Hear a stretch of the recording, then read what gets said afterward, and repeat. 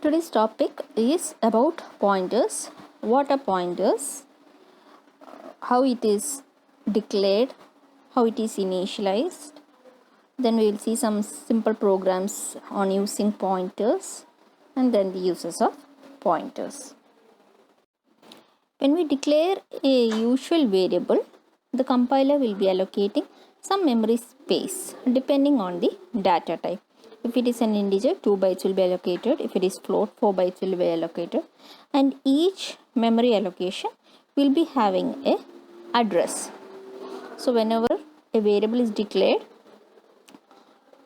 that memory space will be associated with the address, with the variable name, as well as the value in it. For example, consider the statement int a equal to 150.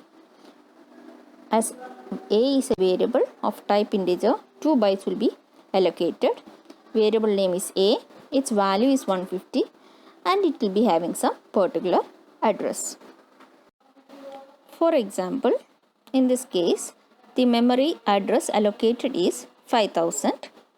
The variable name is a, and the value associated with the variable a is 150. So you are having variable, value, as well as an address associated with a particular memory location. So when you are representing a variable, we have a variable name a associated with the address 5000 and the value as 150. Now suppose we want to store the address of that particular variable using another variable. Those variables are called as pointers. So pointer is a variable that contains the address of another variable, but it should be of the same data type. Now, how can you declare a pointer variable? The syntax is data type, asterisk operator, that is a star operator, and the pointer name. Pointer name can be any variable, and it is following the same rules as that of declaring any other variable. So if you want an integer pointer, int star p. If you want a floating type pointer, float star x. Character, char star ptr. So if you want to store the address of a floating type variable, you should require a floating type of pointer variable. These are the different ways in which you can declare pointers. But the most commonly used style is the second one, int space star p. Now what happens when you declare int star p? Memory space is allocated for the pointer p. It will be, its pointer name is p. It will be pointing to a particular address if you assign. Now we have not assigned any value, so it will be having some garbage value, and the pointer itself will be having some address. So pointers are used to store the address of another variable, as well as the pointer will be having its own name, its own address, and its own value, and the value will be what? The address of another variable. Suppose you have already declared the variable and not initialized it, the pointer will be containing some garbage value. Next is initialization of a pointer variable. See the example, int a, it is declaring a variable a. Int star p, it is declaring a pointer p. P equal to ampersand a. Ampersand is called the address operator. So you are assigning the address of a to the pointer p. That is the statement p equal to address of a. That is how you will be initializing the pointer variable with the address of any other variable. In this example, we are having a integer variable y equal to 5. You are having a pointer variable ptr. You are assigning the address of y to ptr. Ampersand ptr equal to ampersand of y. Now currently the location 60,000 is allocated to y, and PTR is holding that particular address, that is address of Y. So PTR's value equals 60,000. PTR itself is allocated at a location 50,000. Hope this statement is clear. Address of Y is the value at PTR. PTR equal to ampersand Y. Address of Y is 60,000. 60,000 is stored in PTR.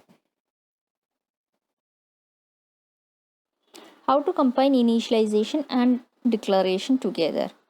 Int star P equal to address of A. A should be declared initially, and then along with declaration int star P, you are assigning the value as address of A. As I told before, if you want to store the address of a floating variable, the pointer should be of type float. See the first example, float A B. Int star P, P equal to address of A. But this is wrong because pointer is of type here, P is integer. But the address that you are trying to store is of that of float. So that is not possible. The second statement is valid. Float x star P. Star P is of type float. And you are trying to hold the address of x, which is also of type float. So that is valid. Now how you can access a variable through the pointer. So we have learned two operators, both a unary operator, the indirection operator or the dereferencing operator, that is a asterisk. And then you're having the ampersand operator, that is called as the address operator. See the example, int A equal to 10, int star P, P is a pointer, you're assigning the address of A to P. Print value of A. Using the indirection operator, you're printing the value of A star P. Now P is containing the address of A. Star P means the value at that particular address. You will see in the next slide. I'll explain with the figure.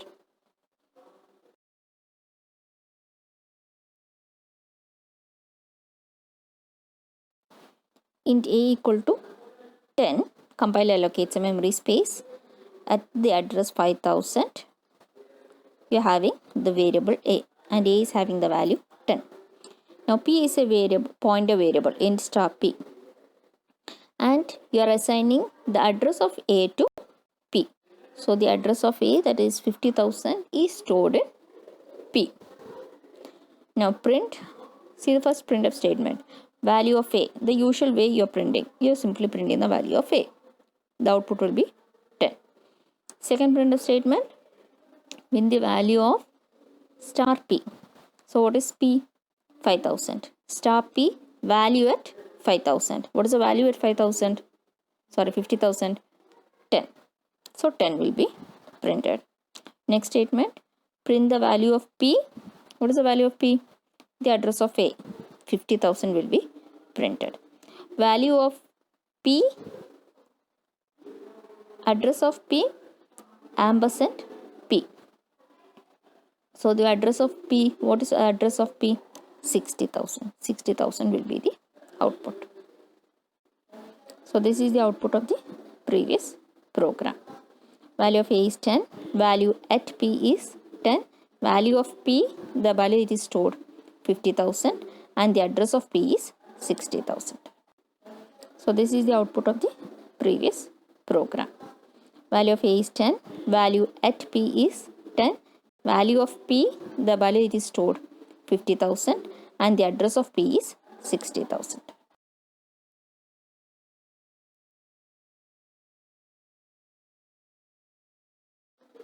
We will see one more program. You have to predict the output. Now initially we are assuming X is stored at the location 4104, P is stored at the location 4106, and Y is stored at 4108. You declare the variable index equal to 10, int star P, and P is having the address of X, and value of P equal to value at P plus 10. What is the value at P? X, that is 10. 10 plus 10, it should be 20. So y will be having the value 20. So see the printf statements. First one, you're printing the address of x. What is the address of x? Value of x as well as the address of x. Value of x is 10 and address of x is 4104. In the second statement, value at that particular address, that is 10 star ampersand x. Add ampersand x, that is the address of x. Next one, star p, value at 4104, that is 10, and p is having the value 4104. Next statement, output of the fourth statement is p. What is p? It is having the address of x, so 4104, and ampersand p, address of p, that is 4106. The last printf statement, y you have calculated as star p plus 10. Star p is value at 4104, that is 10. 10 plus 10, 20. And the address of y is 4108.